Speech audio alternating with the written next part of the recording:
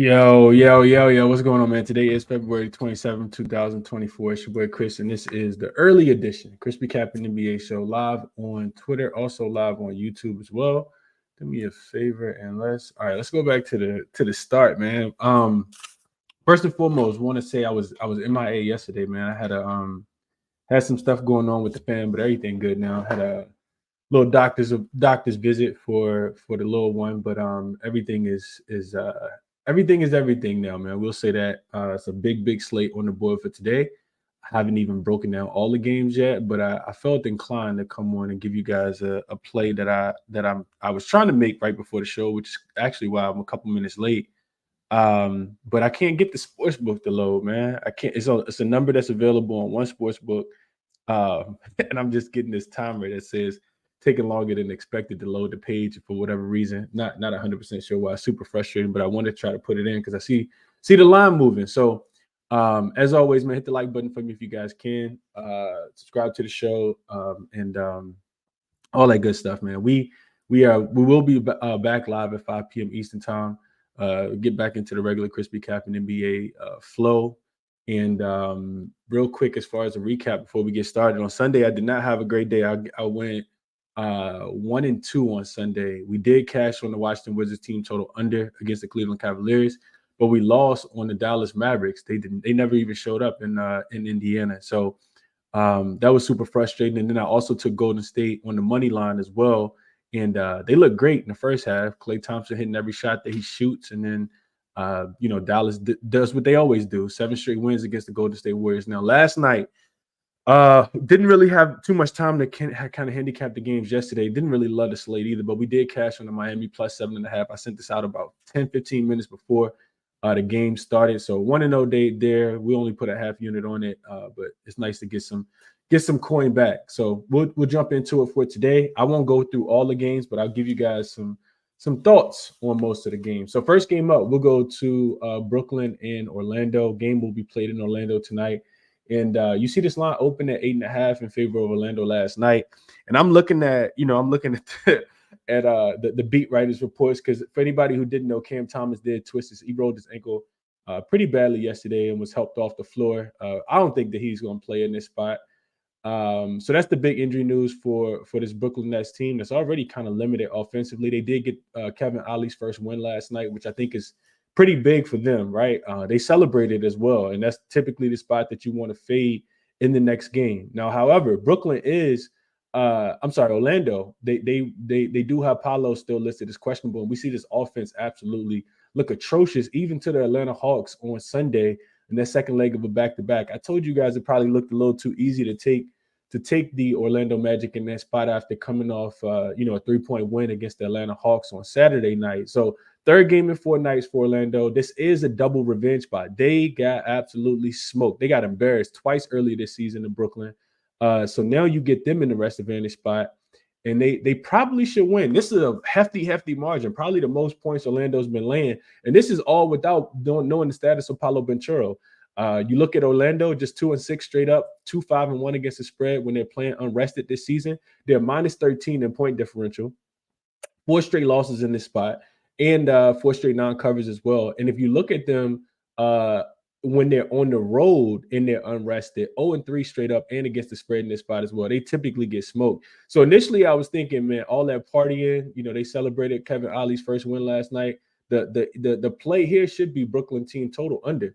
The number's like 103, 102.5, though. I couldn't quite get there with that low of a number. However, I think that they could potentially struggle. They will also be without Ben Simmons, and I think the line makers kind of know that. And you see the line move from 8.5 up to 9. I probably should have just got on the 8.5 last night, but didn't quite want to do that without knowing the status of Paolo Banchero. If he doesn't play, I think the under, even at 215, I think is probably the better play. If Paolo does play, I probably look towards the Orlando Magic team total to go over and stay away from the spread.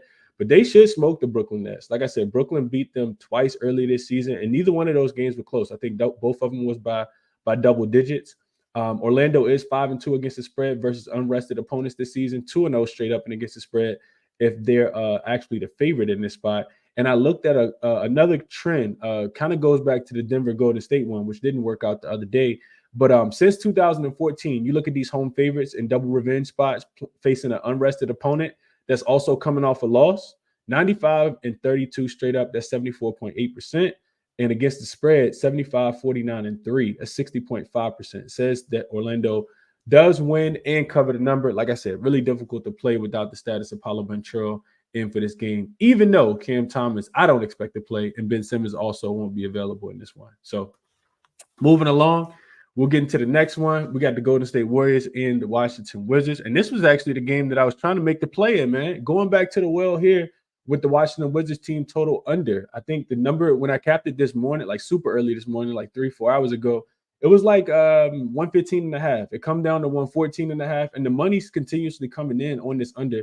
You guys see, I wrote 241. This total's down to 239 and a half on some books, and I absolutely agree with the line movement coming down here in this one. But I specifically wanted to focus on this Washington Wizards team total to go under once again, right? We just kind of cashed on this. It's something that's been a cash cow more recently. And I was going to go back to the well here. You look at this Golden State team coming off that really bad loss at home, but their defense still played pretty well. They didn't give up a ton of points.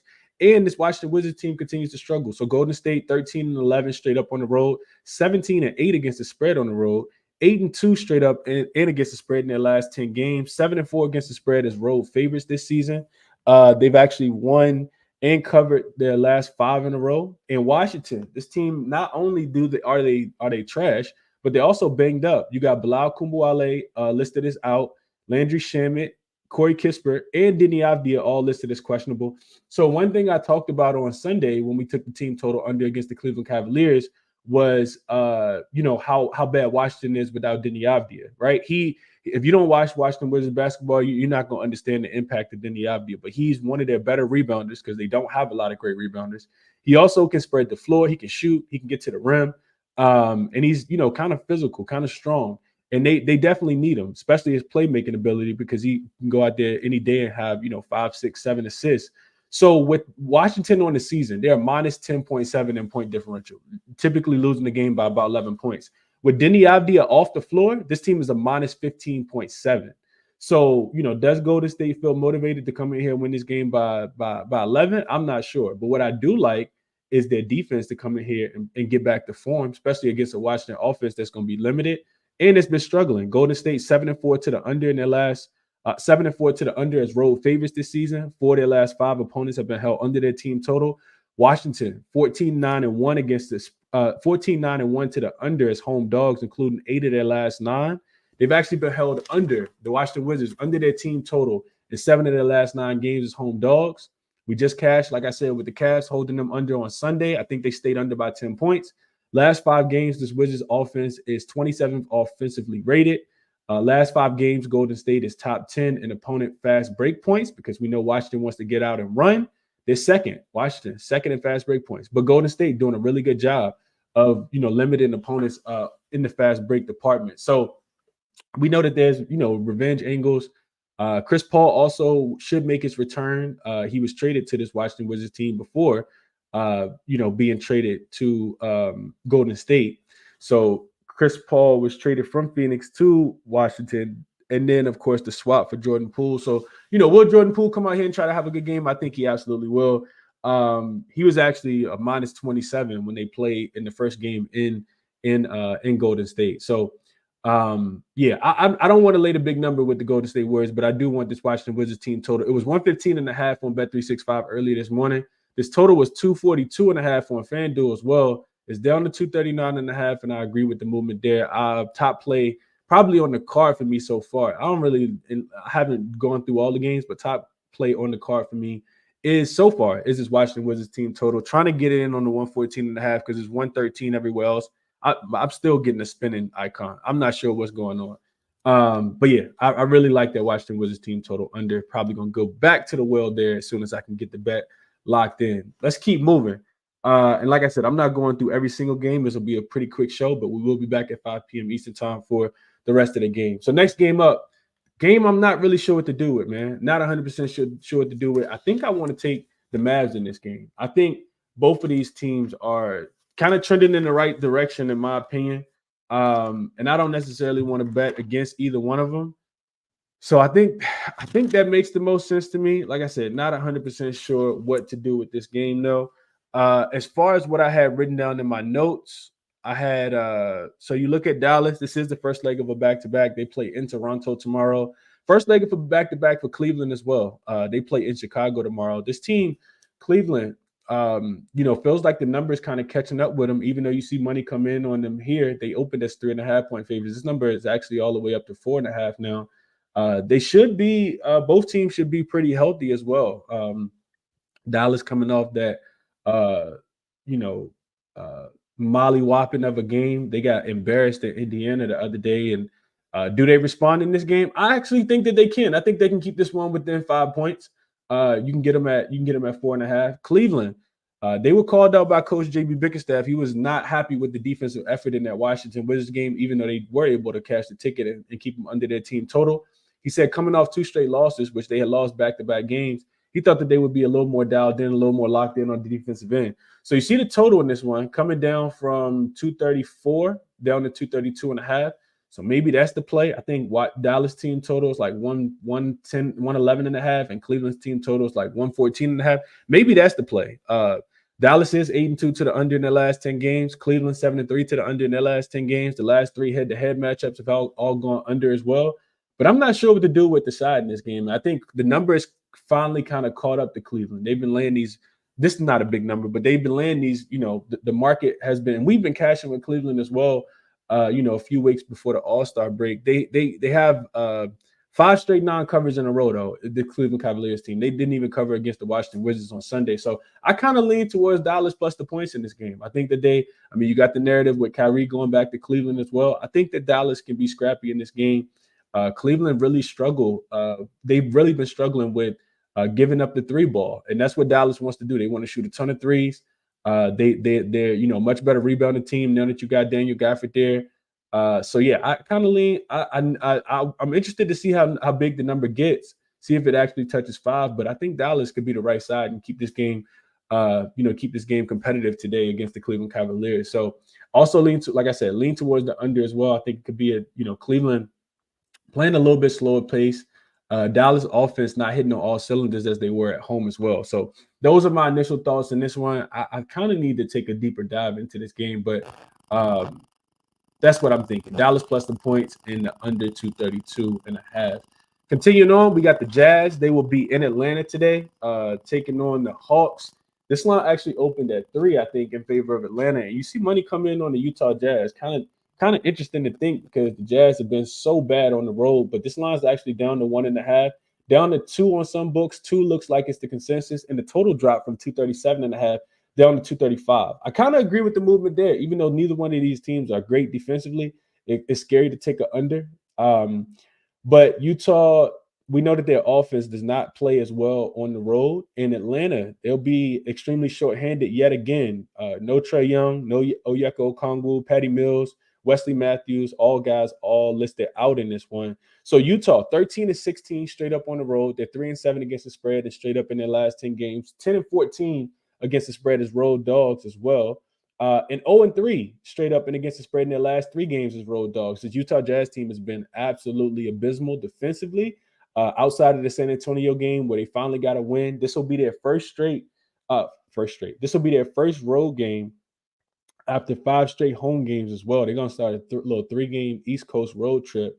Now, Atlanta has not been any better. 14-16 at home, 9-21 against the spread at home.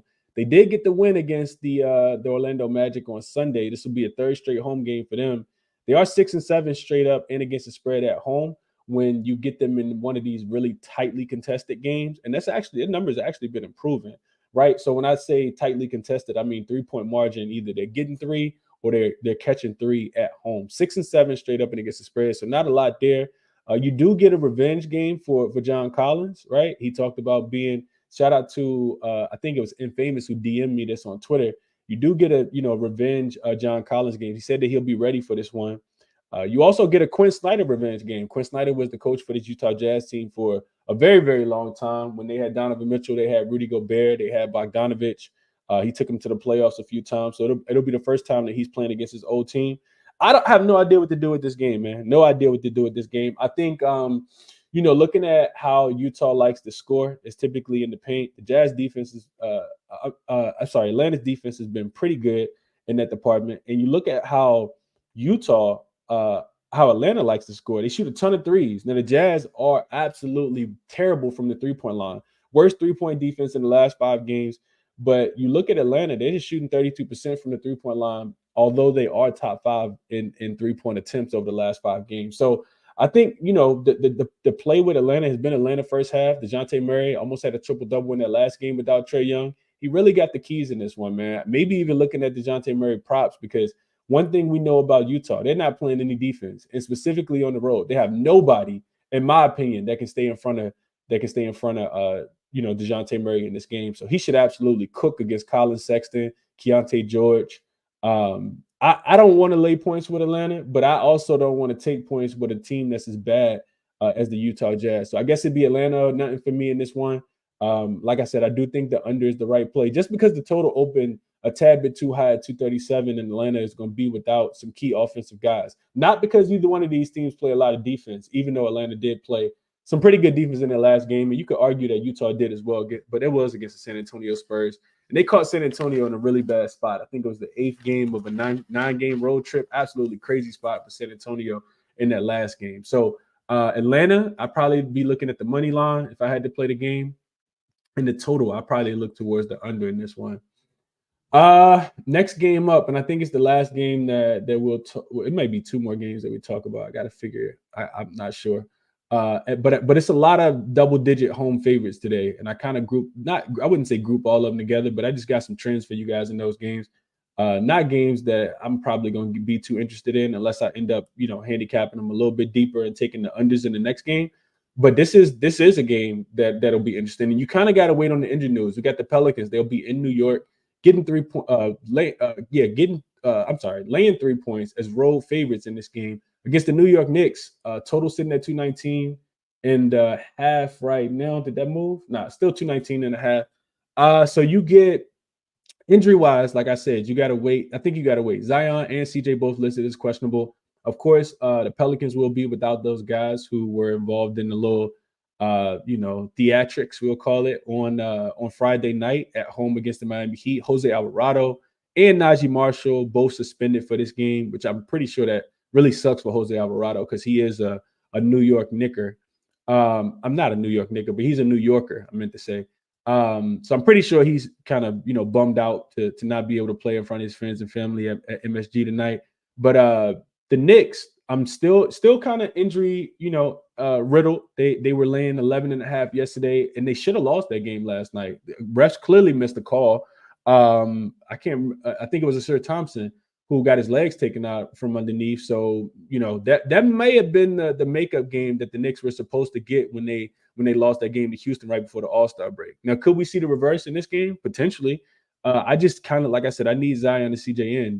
The Pelicans they did lose against the Chicago Bulls the other day, and this is the first leg of a back-to-back for them as well. They actually play in Indiana tomorrow against the Pacers. First road game as well after 4 straight home games. You look at this Knicks team; they're not the greatest team right now. We've been talking about it. Only 5-5 straight up, 4-6 against the spread in their last 10. Second leg, 5-5 straight up, 4-6 against the spread when they're playing on the second leg of a back-to-back. They are 2-1 straight up and against the spread when they're at home playing on the second leg of a back-to-back. But this is also a 4th game in 6 nights for the New York Knicks. They outside of the back-to-back, this team has played, this will be their 4th game since Thursday. So not the greatest spot here for the New York Knicks, in my opinion. They are extremely top-heavy. I don't like the bench hasn't contributed as much as I thought that they would have. And their defense has really been struggling. I know Thibodeau really prides himself and his guys on the defensive end, but if you just took Detroit team total to go over yesterday, that was a winner. And I do think they get a motivated Pelicans team. Like I said, I think you just kind of got to wait on Zion and CJ. The Pelicans have not fared really well as road favorites when they're laying these small numbers. I didn't write that down, but they have not fared well, especially in these non-conference games. But I think most players like to get up when they play in MSG. So if you get CJ in and Zion in and Brandon Ingram's back now, I do like the Pelicans in this spot as a short road favorite. More so a fade of the Knicks, especially, with them potentially not getting as many calls. The Pelicans do a pretty good job of protecting the rim. And that's where the Knicks like to score a lot of their points, getting Jalen Brunson downhill. You got pretty good defenders out there with Herb, at least with Herb Jones being able to, slow down Jalen Brunson as much as possible and use his length. So and it could be a spot where Brunson just kind of runs out of gas as well. So the Knicks will play hard. They've been, dominating the rebounds, getting a lot of second chance points. I want to say that they're top 5 in second chance points over the last 5 to 10 games. So even when they're shorthanded, they still play hard. And I'm not saying that they won't. I think that they will in this spot. But the Pelicans should, with the rest advantage coming off a loss, I kind of like the Pelicans as short 3-point dogs. But like I said, one Zion and CJ listed in and not questionable if I'm taking them. Knicks also 3-0 to the under at home games when they're unrested, average of just 208 points. So we could see a spot where the Pelicans really come in here, lock up defensively. And the Knicks already kind of struggle to score at different spurts in the game. And they're one of the slower paced teams as well. So those are my thoughts there. Top look, like I said, a lot of games that I didn't go through. You got San Antonio getting 13 points as road dogs in Minnesota. Celtics also laying 12 against Philly. The Bucks laying 14.5 against Charlotte. The Bulls laying 11 against the Detroit Pistons. OKC now back home against Houston, laying 10.5 in that spot. And Miami, Portland, that game is a 6. And y'all know how I feel about Portland. No Malcolm Brogdon. Just take the team total under. Take the opponent because they'll find a way. They'll absolutely find a way. That Portland team may not even be an NBA team right now. So top look on the board, man. Like I said, out of all the games that I did go through and I've kind of broken down for you guys, this is my favorite one, man. It's that Washington Wizards team total. I wrote 115.5 on this slide in this graphic because that's what the number was. It was 115.5. It's already down to 114.5, and like I said, I still play it. I would probably play this down to the 113.5 that's available on most sports books right now. But definitely shop around for the best number, man. If I had to, pull a trigger in some of these other games, I think for the Brooklyn and Orlando game, you got to wait until you get the Paolo Banchero news. Not into laying 9.5 with the Orlando Magic without Paolo Banchero. I know that they had the rest advantage. I know that they are, got double revenge against Brooklyn, but and Brooklyn's going to be shorthanded. So maybe just total to go under. But I want the Paolo news in that one. Dallas and Cleveland, I think I like the under a tad bit more. Interested to see where the line goes. But under 232.5 will be my top look there. And then I talked about the Pelicans on the short number, down to 2.5 now. The lower it gets, the more I like the Pelicans, as long as CJ McCollum and Brandon Ingram and Zion Williamson are all going to play. Also like the Atlanta Hawks. I think that they can get the job done. I'm not looking to back Utah on the road pretty much ever. So those are my thoughts there, man. Best of luck to you guys. I will be back at 5 p.m. Eastern time. I'll check the comments offline as well. Do me a favor, hit the like button for me on your way out. We will be back at 5 p.m. Eastern time, man. As always, here are resources for you guys, how I'm handicapping the games, what I'm looking at. Some of these are paid, some of these are free, as I always say. But best of luck on all your action, man. Bet responsibly. Subscribe to the channel. Hit the like button for me on your way out. I'll catch you guys at 5 p.m. Eastern time.